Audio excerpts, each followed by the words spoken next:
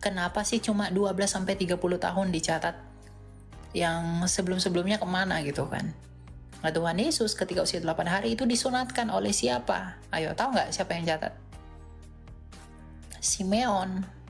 Lalu usia 12 tahun dia dicatat lagi. Kenapa? Karena pada usia 12 tahun itu anak laki-laki bangsa Israel itu melakukan yang disebut dengan bar mitzvah. Nah, usia 15 tahun Tuhan Yesus itu mengikuti usia pembelajaran kelas bawah. Jadi mulai dari usia 20 tahun sampai usia 30 tahun Tuhan Yesus mengikuti pendidikan keimamatan rabi, mulai dari pendidikan keimamatan ya, mulai dari imam kecil, imam pendamping sampai imam kepala. Nah, usia 30 tahun Yesus mulai dicatatkan melayani, karena dalam tradisi orang Yahudi usia 30 tahun baru boleh melayani, dan Tuhan Yesus melayani yang ditandai dengan baptisan Yohanes.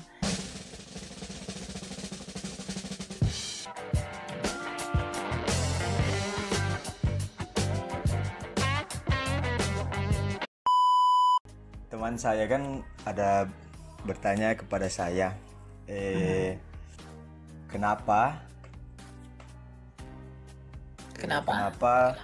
perjalanan kehidupan Yesus itu dari umur 13 tahun sampai umurnya yang ke-29 tahun tidak dicatatkan atau dituliskan di dalam Alkitab, sedangkan perjalanan Yesus itu hanya sampai di umur 12 tahun lalu langkah ke 30 tahun. Terima kasih, Kak. Iya. Sebenarnya Alkitab sudah menjawab itu, kemana dia pergi, tapi kita kan orang Indonesia, kita nggak ngerti budaya Yahudi. Jadi kalau kita belajar budaya Yahudi, kita nggak heran kenapa sih cuma 12-30 tahun dicatat, yang sebelum-sebelumnya kemana gitu kan. Gitu. Tapi kalau kita mengerti budaya Yahudi, ya kita nggak akan bingung kenapa. Yang pertama, kenapa Yesus dicatat usia 8 hari? Karena bagi orang Yahudi usia 8 hari itu usia penting, di mana seorang mohel itu akan menyunatkan anak laki-laki yang berasal dari bangsa Israel sebagai tanda janji. Nah, Tuhan Yesus ketika usia 8 hari itu disunatkan oleh siapa? Ayo, tahu nggak siapa yang catat? Simeon, ya kan? Nah, dia disunatkan oleh Simeon dan Hana. Lalu usia 12 tahun dia dicatat lagi. Kenapa? Karena pada usia 12 tahun itu anak laki-laki bangsa Israel itu melakukan yang disebut dengan bar mitzvah. Ya. Nah, usia 15 tahun Tuhan Yesus itu mengikuti usia pembelajaran kelas bawah. Ya. Itu untuk tunduk kepada Taurat. Bukan karena Yesus nggak tahu dia perlu diajari, bukan. Karena usia 12 tahun aja dia udah berdebat dengan orang-orang yang ada di Bait Allah, dan orang-orang yang di Bait Allah itu keheranan melihat Yesus sebagai orang yang sangat bijaksana waktu itu. Tapi kenapa Tuhan Yesus harus mengikuti itu semua, tuntutan Taurat itu, agar di dalam Galatia 4 ayat 4 dikatakan ia takluk kepada hukum Taurat agar dia tidak bercacat dan tidak bernoda menurut kacamata Taurat. Nah, di sisi lain Tuhan Yesus dipanggil sebagai rabi. Nah, rabi itu adalah orang yang mengikuti pendidikan selama berapa tahun? 10 tahun. Jadi mulai dari usia 20 tahun sampai usia 30 tahun Tuhan Yesus mengikuti pendidikan keimamatan rabi, mulai dari pendidikan keimamatan ya, mulai dari imam kecil, imam pendamping sampai imam kepala. Nah, usia 30 tahun Yesus mulai dicatatkan melayani, karena dalam tradisi orang Yahudi usia 30 tahun baru boleh melayani, dan Tuhan Yesus melayani yang ditandai dengan baptisan Yohanes umur 30. Ya, jadi Yesus dipanggil rabi karena dia memang mengikuti pendidikan kerabian selama 10 tahun. Ya, usia 12, 15. Nah, 15 tahun tidak dicatat karena sebelumnya dia harus memikul hukum Taurat. Ya, dia harus naik bukan memikul kuk ya. Saya katakan melakukan aliyah, naik ya, memikul kuk hukum Taurat. Dia melakukan yang disebut dengan aliyah. Aliyah itu adalah naik ke sinagoga ya untuk memikul kuk hukum Taurat ya. Nah, itu usia dari 12, 15, itu kan ada tahap-tahapnya tuh. Baru usia 20, baru dia yang mengikuti keimamatan. Baru usia 30 tahun, sekolah kerabian ya, 30 tahun baru dia mulai melayani. Gitu. Karena nggak mungkin Tuhan Yesus dipanggil rabi kalau dia nggak mengikuti sekolah kerabian. Dia nggak mungkin dipanggil guru kalau dia nggak pernah diajak mengikuti sekolah Taurat. Gitu loh. Karena rabi itu ya pengajar. Gitu. Makanya Tuhan Yesus memiliki murid 12 karena memang rabi-rabi Yahudi harus punya 12 murid. Jadi nggak heran Tuhan Yesus punya 12 murid. Karena dia seorang rabi. Rabi Yeshua. Gitu loh. Jadi kita nggak perlu bingung kemana Yesus usia-usia. Ya dia nggak kemana-mana. Dia tetap anak tukang kayu ya. Nggak kemana-mana ya. Dia tetap di sana besar di Nazaret. Gitu loh. Karena kalau kita baca sejarahnya dia memang nggak kemana-mana. Kesaksian Alkitab juga nggak mencatat dia pergi ke India lah, dia pergi ke Jepang, dia pergi kemana, itu nggak ada datanya. Itu cuma asumsi saja. Gitu, ya. Oh iya ya Kak, terima kasih banyak. Tuhan Yesus memberkati. Oke. Jadi ya saya nih, kita lihat kesaksian Yohanes dalam Yohanes 21 ayat 25. Apa kata Rasul Yohanes? Dia berkata begini, masih banyak hal lain yang dilakukan oleh Yesus. Andai kata semuanya itu ditulis satu persatu, saya rasa tak ada cukup tempat di seluruh bumi untuk memuat semua buku yang akan ditulis itu. Jadi kalau semua usia Yesus itu ditulis, Rasul Yohanes bilang, dunia ini pun nggak muat. Makanya dicatat yang penting-penting aja. Usia yang penting itu usia berapa? 8 hari, 12 tahun, dan 30 tahun. Jadi orang Yahudi baca Alkitab tuh nggak bingung mereka. Coba deh saya tanya, bapak-bapak gereja ada nggak yang bingung ketika baca kanon Alkitab di akhir abad ketiga itu? Ada nggak yang bingung? Nggak ada, karena mereka tahu itu budaya tuh apa artinya. Nggak ada tuh mereka yang tanya kemana ya Yesus usia segini-segini. Nggak ada, karena mereka tahu Yesus lahir sebagai orang Yahudi, hidup di lingkungan Yahudi, maka cerita mengenai dia ditulis menurut perspektif Yahudi. Ya jangan kamu pahami orang Yahudi dengan kacamata orang Indonesia. Makanya ketika ada Polikadrun dan Polikadrunawati yang dari Arab dan semenanjung Arabia yang bertanya kemana Yesus usia 12-29 tahun tuh karena dia nggak belajar budaya Yahudi. Dia merasa pertanyaannya udah paling wah, udah paling oke. Padahal sebenarnya itu kacang-kacang. Kenapa? Karena kalau kita ngerti budaya Yahudi, ya kita nggak bingung. Baca Galatia 4 ayat 4. Ia takluk kepada hukum Taurat. Dia harus sekolah ini, mengikuti ini. Itu hukum Taurat. Berarti hukum Taurat itu mengikat Kristus. Dan Kristus menunjukkan ketaatannya dengan melalui prosesnya itu. Kan gitu. Jadi nggak ada yang bingung, Pak. Itu ya. Oh, iya Kak. Kak, tadi di ayat mana Yohanes berapa tadi? Yohanes 21 ayat 25. Oh iya Kak, terima kasih. Oke. Tuhan memberkati.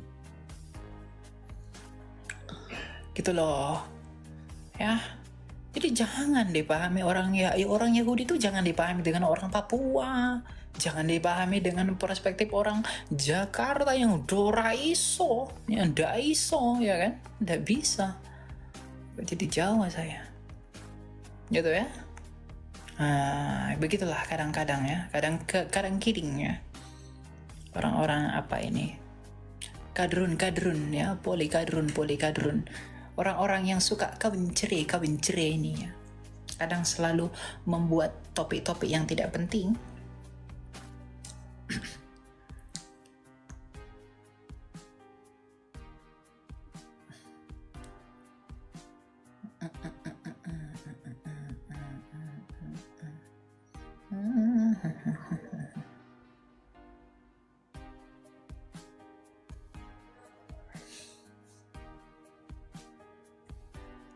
Bentar ya.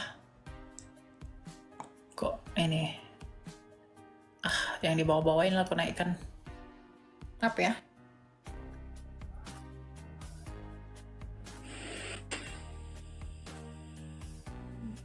Silakan Asri. Iya. Halo, suara saya kedengaran? Ada. Mau tanya apa? Ya, baik. Selamat malam, Elia. Ya, malam. Ya, selamat malam semua penontonnya Elia ya. Senang sekali saya bisa bergabung. Tadi saya bergabung pas penjelasan tentang ini Kak Elia, Trinitas ya, tentang Trinitas. Jadi pernah suatu ketika, sebenarnya saya juga itu dari awal saya tidak terlalu bisa menjelaskan kepada orang-orang yang bertanya tentang Trinitas ini karena Tap layar ya teman-teman, maaf ya. Tap layar biar kuat dia. Nanti ada peringatan, takut ya. Biasalah kadru-kadru ini kan iri hati, dengki sekali ya. Ya, lanjut. Maaf. Ya, jadi kan saya kan kebetulan saya tinggal dalam lingkungan yang di lingkungan orang mayoritas ya, sementara kita ini sebagai orang kaum minoritas. Di tempat kerja pun seperti itu. Jadi bahkan dari zaman saya sekolah pun sering sekali saya mendapat pertanyaan-pertanyaan seperti itu. Tapi karena saya takut saya salah, karena saya belum paham betul bagaimana menjelaskan tentang konsep Trinitas ini, jadi saya kadang memilih untuk tidak menjelaskan dengan alasan bahwa saya bukan ahli agama, tetapi saya menjalankan menjalani kehidupan agama saya ini dengan keimanan. Dan yang saya tahu itu bahwa iman itu tidak harus saya berpikir melihat secara logika. Yang saya hanya mengimani bahwa Yesus Kristus itu adalah Tuhan dan Juru Selamat buat saya. Konsep Trinitas itu saya tidak bisa menjelaskan. Nah, tadi penjelasan dari Elia kan sudah cukup jelas ya. Mungkin kedepannya saya pun bisa menjelaskan itu kepada orang-orang yang bertanya kepada saya tentang konsep Trinitas.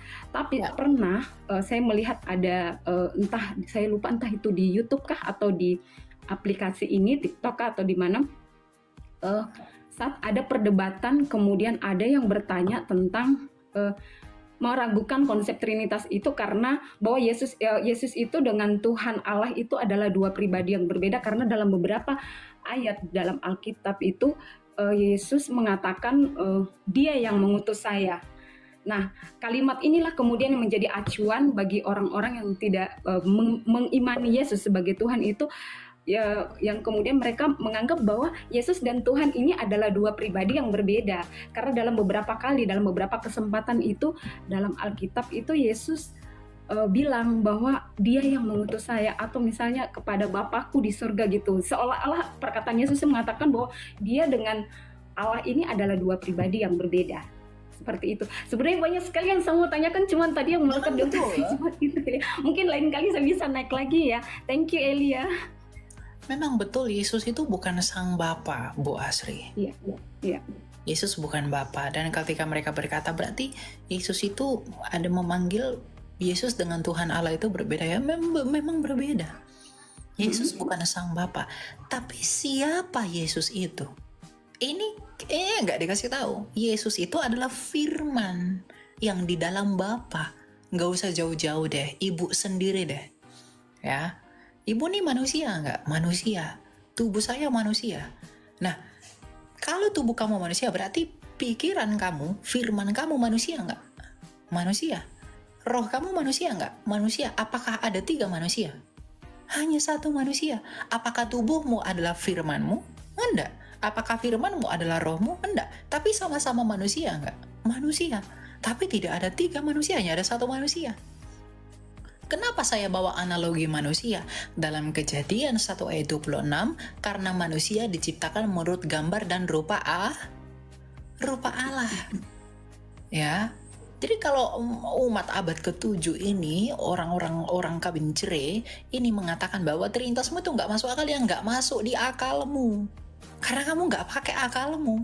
Jangan kamu bilang karena di akalmu nggak masuk, lalu nggak masuk akal. Ya memang Tuhan nggak masuk akal. Kenapa? Dia suprarasio. Ya, ilmu pengetahuan itu ada tingkatannya, itu ada rasional, ada kontrarasional, ada suprarasional. Nah, Allah itu suprarasional, itu dia itu di atas akal. Ya, tidak di dalam akal. Kalau Allah itu di dalam akal, ya nggak bisa dipahami. Ya, masa Allah bisa dipahami dengan tempurung kepala kita? Gitu loh. Jadi memang Yesus itu bukan sang Bapa,